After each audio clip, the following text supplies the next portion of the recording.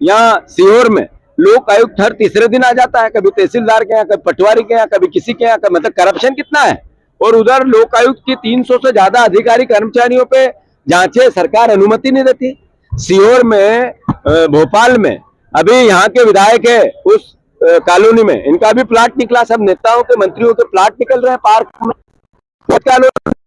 तरीके से सरकारी जमीन पे कॉलोनी काट दी। आखिर कैसा प्रदेश बन रहा है? देश में बाबा साहब अम्बेडकर का जो अपमान नरेंद्र मोदी, भारतीय जनता पार्टी, आरएसएस करना चाहती है, ये इस देश के संविधान का अपमान है। और मैं समझता हूं कि जब इस देश के संविधान, भारत का एक एक इच्छा करता है, बाबा साहब ने कहा था इस देश में संविधान जिन हाथों में जाएगा उन हाथों के हिसाब से संविधान की भावना बनेगी। अगर गलत हाथों में गया तो गलत रास्ते पे जाएगा।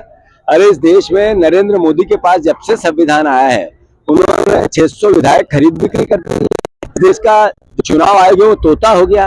इस देश में स्वायत्त संस्थाएं बीजेपी की केवल चाकरी करने लगी।